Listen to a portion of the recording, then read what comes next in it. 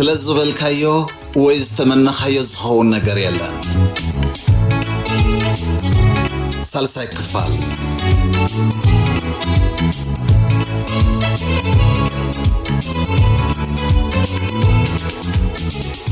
ሰላም ዝኸበርኩምን ሰማዕትና ዝሓለፈ ቀዳም 18 መስከረም ኣብ ዘመሓላለፍናዮ ካልኣይ ክፋል ትሕዝቶና ኣሜሪካን ምዕራባውያንን መንግስትን ሃገርን ሶርያ ንምፍራስን ንምዕናውን ብባስማ ፕሮጀክት ዝፍለጥ ትካል ኣቂመን ዝተንቀሳቀሳ እኖ ሕጂ ድማ ንስርዓት ጃንዳ ወያነ ናብ ስልጣን ንምምላስ ብ-C2FC ማለት ማእከል እዚ ምዋሃድን ምቁፅፃርን ብዝብል ኣብ ኤውሮጳ ዝተዋረደ ፕሮጀክት ኣዋፊሮም ላዕልን ታሕትን ኣብ ምባል ተጸሚዶም ይርከቡ ከምቲ ንምድምሳስን ንምውጋድን ስርዓታት ሶርያ ሊብያ የመንን ካልኦት ሃገራትን ሰብኣዊ መሰላት ዲሞክራሲ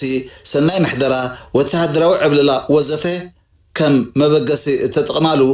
ሕጂውን ብመንገዲ እዚ ብ-C2FC ዘጠመቐን ፕሮጀክት ድሌታትን ንምፍጻም ባዕላተን ኣብ ተግባር ንዘይፈልጦም ዘየተግብሮን ሓረጋት ክደጋግማ ይስማዕ ኣለዋ እኖ መንግስት ኣሜሪካ ነዘን ኣምራት ኣብ ጽሑፋታ እናደጋገመት ኣብ ልዕሊ መንግስታት ኤርትራን ኢትዮጵያን ብፕሬዝደንት ባይደን ዝተኸተመ እገዳ ከም ዘመሓላለፈትን ንኽትግበር ንናብ ዝምልከቶም ከም ዝተመሓላለፈን ትሕብር ኣላ ንምዃኑ ንመንግስት ኣሜሪካ ኣብ ቅልውላው ዘእትዋ ዘሎ ጉዳይ ብጭቡጥ እንታይ እዩ መንግስት ኣሜሪካ ብኸመይ እዩ ንመንግስቲ ክልል ኣምሓራ ይኹን ንጃንዳ ወያነ ማዕረ ክልተ ዓበይትን ናፃ ሃገራትን ገይሩ ክሰርዐንን ክምድበንን ስኽፍ ዘይብሎ መንግስት ኣሜሪካ ንትግባር እገዳ ስለምንታይ እዩ 15 መዓልታት ናይ መሕሰብ ግዜ ብዝብል ጉልባት ኣብ ድራማ ተጸሚዱ ዘሎ ነቶም ኣብ ትግባር እገዳ ዝተመርጹ ሰበስልጣናት ኣሜሪካ ምስ ጃንዳ ወያነ ዝጸንሖም ርክብ እንታይ መልእኽቲ ዘመሓላልፍ ዘሎ ስለምንታይ እዩ ኣስማት ተጠመድቲ ሰባት ኣብቲ ኣቐዲሙ ዝተዋህበ እገዳ ዘይተጠቓለለ بدحر زي وسانتات زي نايزلو تكالاتن تران أبركتون بخمين معاسن يخي خجلس تاريخ الناتو كسنان نهلو كنتاتنا تناخفنان نزن حتتات زيانن كالئن كنملو سينا زغبركم سمعتنا واشنطن أغدي ما السرحاتلون بمنقدي أوروباويان كإلاتات ببروجكت C2FC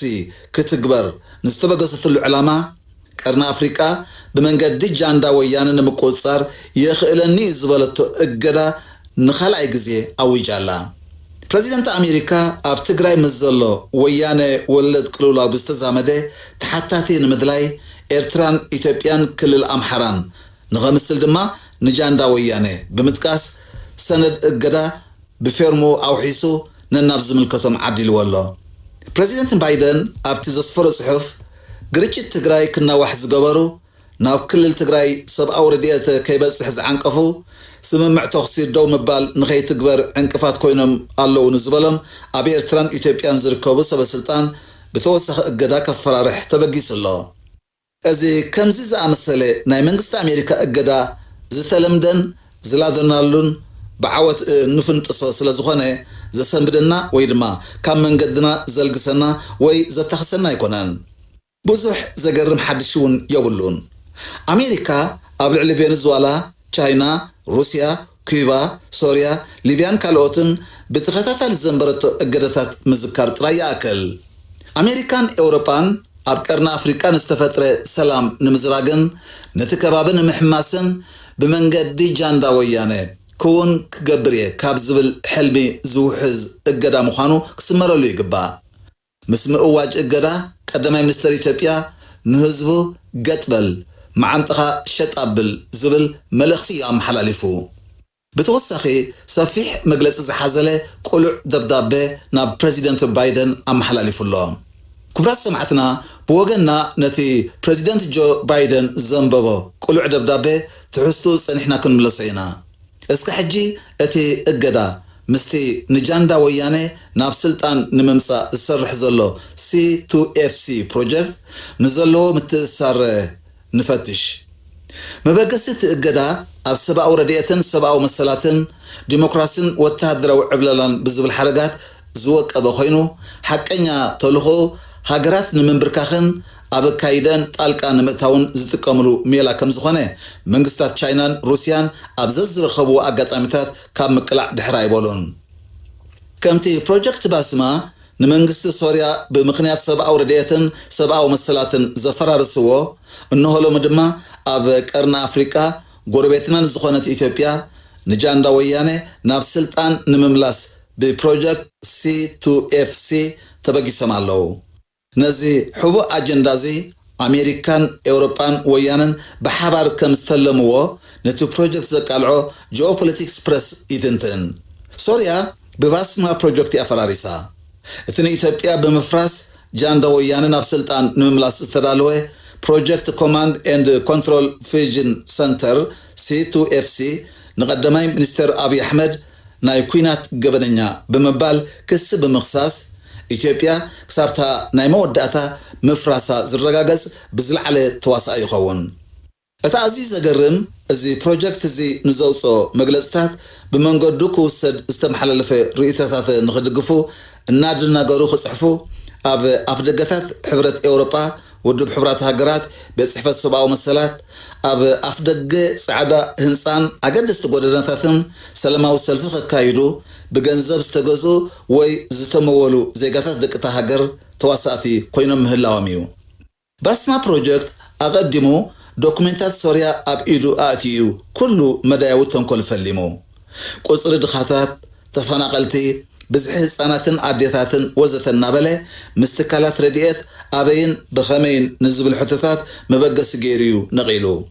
እታ ሓያል ተፈራሂት ተጠላቢት ተደላይት ታሪኻዊት ዝነበረት ሶርያ ብሰንኪ ባስማ ፕሮጀክት ብዜሮ ተራቢሓ ከም ሃገር ኣላድያ የላን ኣዘራቢት ኮይና ትርከብ ምዕራባውያን ሃገራት ንሶርያ ክዕንው ኣብ ዝተበገስሉ ኣሃዱ ኢሎም ዝተለምዎ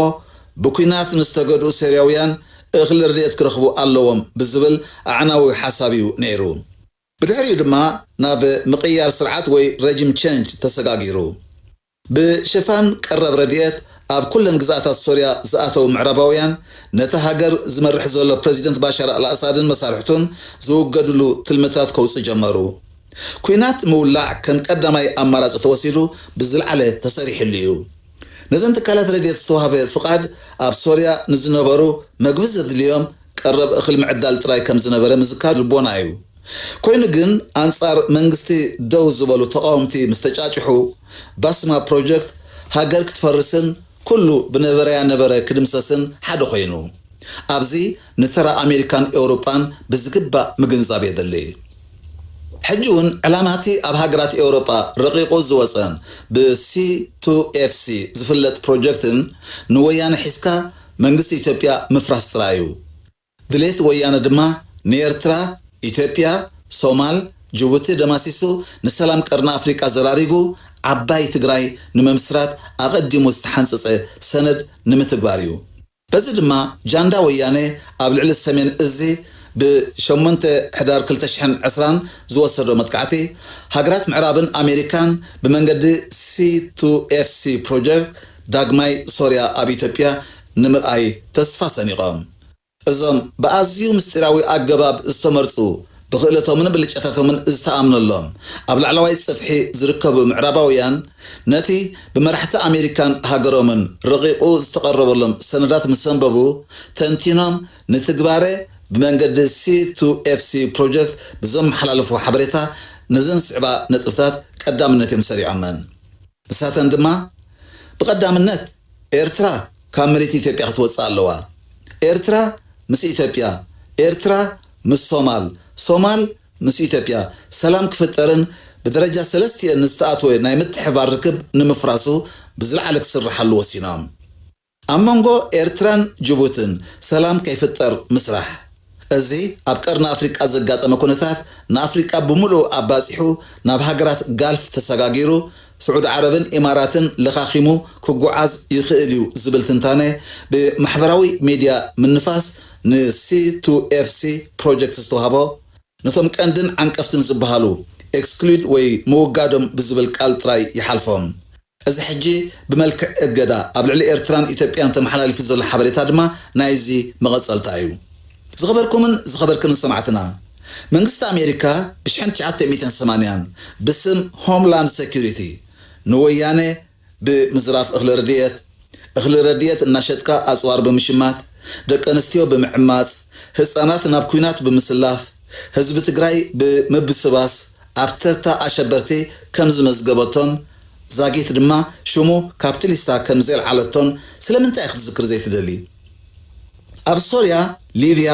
ኢራቅ ሶማል የመን ዝተፈላልዩ አሸበርትን ምክህታልን ንምድምሳስና ተባለ ኣብ ዝግበር ፕሮጀክት ነተራን ተሳታፍነትና ሃገራት አፍሪካ ስለምንታይ ዘይዘከረት ፓርላማ ኢትዮጵያ አሸባሪ ኢሉን ዝፈረደ ጃንዳ ወያነ እሩሩም ባልከ እንታይ ያምጾ ጃንዳ ወያነ ምስቶም አተግበርቲ ፖሊስ አሜሪካ ዝኾኑ ውልቀ ሰባት ንዘለዎ ቁጠባው ምትእሰር መንግስት አሜሪካ ስለምንታይ ክምርምሮ ዘይካለ ክብራት ሰማዕትና እስከ ሕጂ ድማ ቀዳማይ ሚኒስትር አብይ አሕመድ ንፕሬዚደንት አሜሪካ ጆ ባይደን ዘመሓላለፎ መልእኽቲ ከነካፍለኩም ሓደ ኣብ ክልል ዓፈርን ኦሮሞን ህፃናትን ኣንስትን ከምውን ንጹሃት ዜጋታት ካብ ቤቶም ኣብ ዝተፈናቀሉሉ ስድራ ቤታት ኣብ ዝተቀትላሉ ንብረቶምን ወሃብቲ አገልግሎቶምን ኮነ ኢሉ ብጃንዳ ወያነ ኣብ ዝተደምሰሰሉን ዘፍረሰሉን እዋንየ ነዛ ደብዳቤ እዚኣ ዝጽሕፋ ዘለኹ ክልተ ነዛ ደብዳቤ ዝጽሕፋ ዘለኹ ህፃናት ትግራይ ብጃንዳ ወያነ ተገዲዶም ናብ ኩናት ኣብ ዝኣትውሉ ዘለዉ እዋንየ እዞም ሎሚ ኣብ ፍቆዶ ኩናት ግዳያት ኮይኖም ዘለዉ ህፃናት ካብቲ ዝነበሮም ተስፋ ናብ ጸልማት መውዳቆም የተሓሳስበኒ ኣብ ካልኦት ክልላት ዝርከቡ መዛኖም ትምህርቶም ክከታተሉን ከለው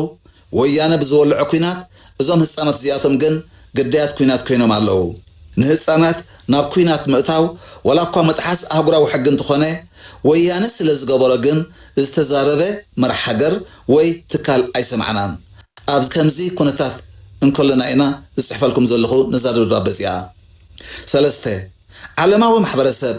ኣብ ክልላት ኣምሓራን ዓፈርን ዝተፈናቀሉ ዜጋታት ህፃናትን ኣዴታትን ብጃምላ ዝተቀትልሉ መንበረ ኣባይትን ናይ ስራሕ ቦታታትን ዝበዝሐ ኣብ ዝተቃጸሉሉን ኣብ ዝዓነውሉን እዋንየ ነዛ ደብዳቤ እዚኣ ዝጽሕፋ ዘለኹ እቲ ዘገርም ዓለም ብዛዕባ ዘን ክልላት ሓንቲ ቃል ከየተንፈሰት ብዛዕባ ትግራይ ዝጠቅምን ዘይጠቅምን ክትዛረብ ምስማዕ እዩ ኣርባዕተ ክልል ትግራይ ንምሕጋዝ ዝወሰድናዮ ተባዕ ስጉምቲ ካልእ ስም እናተዋህቦ ዕንቅፋት ይግበረሉ ኣብ ዘለወሉ እዋንየ ነዛ ደብዳቤ ዝጽሕፋ ዘለኹ ሓሙሽተ ኣብ ልዕሊ ኢትዮጵያ ብኣሜሪካን ምዕራባውያንን ዝግበር ዘሎ ፀቕጢ ስለምንታይ ምዃኑ ዘተሓሳስብ እዩ እዚ ከም ነፋሒቶ ብዝለዋወጥ ባህርያትኩም ዝመጽእ ብምዃኑ ዝደናገር የለን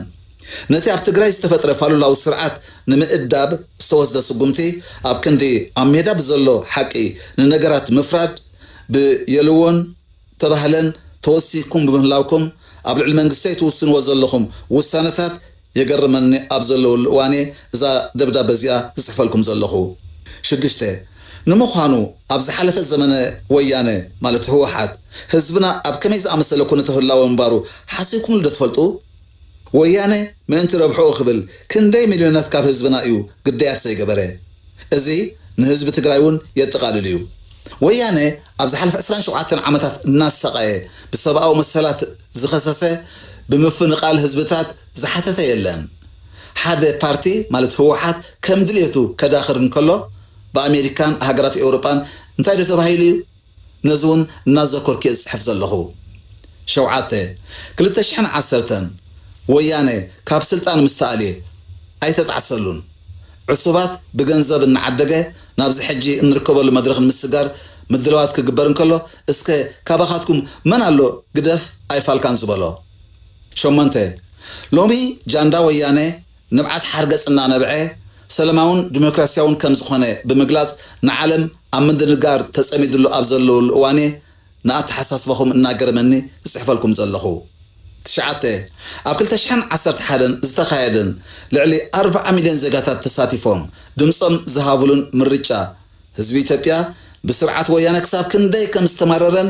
ንዲሞክራሲ ዝነበሮ ጽምኢ ዘበሰረን ምንባሩ ወላ ካብቶም ብዲሞክራሲያዊ ምርጫ ንኣምንና እትብሉ ዝተሰወረ ይነበረን እንተ ንሕና ብህዝቢ ዝተመረጽና ኣባላት ሰልፊ ብልጽግና ነዚ ሃገር ብዲሞክራሲያውን ሰላማውን መንገዲ ንምምርሓ ውፍያትን ቁርባትን ኮይንና ምህላውና ደጋጊምና ክንገልጸልኩም ንፈቱ ንዝኾነ ዓይነት ፀቕጢ ካበይ ምጻእ ብዘየገድስ ኣይንምርክኽን ኢና እዚ ተፈጢሩ ዘሎ ኩነታት ነቲ ህዝብና ሂብና ዘሎ ሓላፍነት ንምዕዋት ዝያዳ ናህሪ ፈጢሩልና ስለ ዘሎ ፍጹም ኣይንምርክኽን ኣይንርዕድን ነዚ ድማ ምስፀረ ዲሞክራሲ ሰላምን ኣሸበርቲ ሓይልታትን ብእንገብሮ ኩናት ክንድብሶ ኢና 11 ብ1980 መንግስቲ ኣሜሪካ ብሆምላንድ ሴኩሪቲ ንወያነ ብስርቂ እኽሊ ረድኤት እናሸጥካ ኣፅዋር ብምሽማት ደቂ ኣንስትዮ ብምዕማፅ ህፃናት ናብ ኩናት ብምስላፍ ህዝቢ ትግራይ ብምብስባስ ኣብተርታ ኣሸበርቲ ከም ዝመዝገበቶን ዛጌት ሽሙ ካብቲ ሊስታ ከም ዘልገሰቶን ስለምንታይ ክትዝክር ዘይከኣለት እቶም ሽዑ ዝነበሩ መራሕቲ ኣብ ልዕሊ ኣሸበርቲ ውድባት ተሪር ስጉምቲ ዝወሰዱን ዝተፈልጡን ነይሮም ንሕና እውን ብተመሳሳሊ ኣብ ሃገርና ንተፈጥሮ ኣሸባሪ ዝእብድ ዓቕሊ የብልናን ስለምንታይ ዲያ ኢትዮጵያ ኣሜሪካ ኣንጻር ኣልሸባብ ክትዋጋእ እንከላ ኣብ ጎኒ ኣሜሪካ ደው ኢላ እዚ ብኸመይ ትርስዕዎ ስለዝኾነ ትፅቢት መንግስቲ ኢትዮጵያ ኣሜሪካ ኢትዮጵያ ኣንጻር ኣሸባሪ ወያነ ኣብ ትገብሮ ኩናት ኣብ ጎና ክትስለፍ ጥራይ እዩ ንምዃኑ ህዝብኹም ነዚ ምስ ወያነ ሓቢርኩም ኣብ ልዕሊ ኢትዮጵያ ትገብርዎ ዘለኹም ፀቕጢ እንተሰምዖ ዝድግፈኩም ዶ ይመስለኩም ምንቲ ዲሞክራሲ እናበልኩም ደይኮነን ኣበይ ሃገራት ጣልቃ ተኣትዉ ዘለኹም እዚ ንሕና ንዲሞክራሲ ነካይዱ ቃልሲ ስለምንታይ ምውሓጥ ኣቢኩም ይርዳእና እዩ ህዝቢ ኣሜሪካን ኤውሮፓን ሓሶት ብዘጋው ሓትካላት ስነ ልቦናውን ስነኣምራውን ኩናት ይካየደሉ ከም ዘሎ ንስኻትኩም ንወራሪ ከም ዝተጎደ ድማ ከም ወራሪ ኣብ ዝቆፅርሉ ዘለኹም እዋኒና ንፅሕፈልኩም ዘለና እዘን ሓሰውቲ ትካላት ዝበላ እንተበላ ታሪክ ኩል ግዜ ምስ ሓቀኛታት ደው ዝብል 12 ሓቂ ክነግረኩም ኣብ ሃገረይ ሓቂ ካብ ጻት ናብ ጻት ትባጽሓላ ንስኹም ኣብ ስልጣን ምስ መጻኹም ካብ ዝሓለፈ ይሓይሽ ኸውን ብዝብል ብዙሕ ህዝቢ ሓጎሱ ገሊጹ እዩ እዚ ድማ ኣብ ርክብ ኣሜሪካን ኣፍሪካን ሓድሽ መድረኽ ይፍጠር ይኸውን ብዝብል ዝተበገሰ እዩ ሓቂ እዩ ኢትዮጵያ ከምተን ካልኦት ሃገራት ኣብ መግዛእቲ ኣይወደቐትን ሕጂ ግን እንድዒ ምስ መንተኡ ኣብ ዝመስል ቃል ሰዓት ያላ እዚ ይኹንቲ ኢትዮጵያ ምስ ህዝቢ ኣፍሪካ ብምዃን ሓድነታ ኣደልዲላ መዓንጣ ሸጥ ኣቢላ ተቃሊሳ ከም ትዕወት ከረጋግጸልኩም ደሊ ኣብ ኣሜሪካ ኮይኖም ፖሊሲ ሃገራት ኣፍሪካ ባዕላትና ሌስና ከነብክዖ እናበሉ ዝጽበዩ ሓልምትን ኣሳሰይትን ከም ዘለው ንግንዘብ ኢና 13 ፖሊሲ መንግስቲ ኣሜሪካ ካብቶም ምስ ወያነ ኢድን ጓንትን ዝኾኑን ብጥቕምን ካልእን ዝተኣሳሰሩን ናፃ ዝኾኑ ክኢላታት ኣርቀቕቲ ፖሊሲ ወፃኢ ክመፁ ኢና ንጽበ ምክንያቱ ቅድሚ ሕጂ ብዝወሰድኩም ዕውር ስጉምቲ ዘጋጠመኩም ርኢናን ተዓዚብናን ስለ ዝኾንና ዳርጋ ህውኽ ዝቤ ቀርኒ ነክስ ዝዓይነቱ ከም ዝኾንኩም ዝተሰወጠኩም ኣይመስልናን 14 ኢትዮጵያ ንዝኾነ ውሳነ ይኹን ፀቕጢ ከም ዘይትምርከኽ ደጋጊመ ክነግረኩም ፈቱ ከም ኢትዮጵያውያንን ኣፍሪቃውያንን እዚ ኣብ ልዕልና ክፍፀም ፍጹም ኣይንፍቅድን ኢና መለለይና ዝኾነ ቀጠልያ ብጫ ቀይሕ ባንዴራና ፍጹም ኣይፍቅድን እዩ ዝኸበርኩም እዚ ኣዝዩ ሰፊሕን ብሓቀኛ ውሽጣዊ ስምዒት ዝተጻሕፈን ደብዳቤ ዋላ እኳ ንጆ ባይደን እንተበፅሐ ከም CNN ዝኣመሰላ ትካላት ሚድያ ኣሜሪካ ንወያነ ዝድግፍ ሓበሬታ ካብ እትሕላፍ ኣይቆራፃን እቲ ብC2FC ዝፍለጥ ትካል እውን ኣብ ረድኤት ዲሞክራሲ ሰብኣዊ መሰላት ወተሃደራዊ ዕብለላ እናበለ ምልፍላፍ ክቕፅል እዩ ንኣብነት BBC ልዕሊ 450 ረድኤት ፃዕናን ናብ ትግራይ ዝኣተዋን መኻይን ጠፊአን ብምባል ክሳብ ንሰን ዝርከባ ረድኤት ዋላ ብነፋሪት ክኣቱ ዘይጸንሕ ናብ ዝብል ሓድሽ ናይ C2FC መምርሒ ኣበጊሱሎ ዝኸበርኩም ሰማዕትና እስኪ በዛ ብ18 መስከረም ካብ ዝቐረበት ሓተታ ብዝወሰድናይ ሓሳብ ከነጠቃልል ግዳ ሓቂ ማሕበረሰብ ዓለም ክኾኑኖ ዝግባእ ጃንዳ ወያነ ካብ ሕጋዊ ተሓታትነት ንምምላጥ ንህዝቢ ትግራይ ጆ ሒዙ ንኸቢድ ሕሰም ንምቅልዑ ዝፈጸሞን ዝቕፅሎ ዘሎን ኣዕናዊ ተግባራት እዩ ነዚ ሚልዮናት ቆልዓ ሰበይቲ ኣብ ደልሃመት ሸመመ ኢሰብኣዊ ተግባር ኣብ ክንዲ ምኹናን ብዝተፈላለየ ፀቕጥታት ንውሕዳት መጋበርቲ ግብረኛታት ከተድሕን ምህቃንካ ታሪክ ይቕረ ዘይብሎ ዘይፍትሓዊ ተግባር እዩ ኣብ ከምዚ ዝኣመሰለ ኩነታት እምበኣር ብኣሜሪካን ሰብ ኪዳናን ዝኾና ሃገራት ኤውሮጳን ዝሓልፉ ውሳነታትን ዝውሰዱ ስጉምታትን ቀንዲ ኣዕኑድ ኣህጉራዊ ሕግታት ከምኡውን ናጽነትን ልኡላውነትን ሃገራትን ህዝብታትን ዝግህሱ ኣብ ጥቐነን ምስይጣንን ዲፕሎማስያዊ ምጉጣጥን ዝኣምኑን ዝምርኮሱን ስለ ዝኾኑ ብርትዕን ሕግን ቅቡላት ኣይኮኑን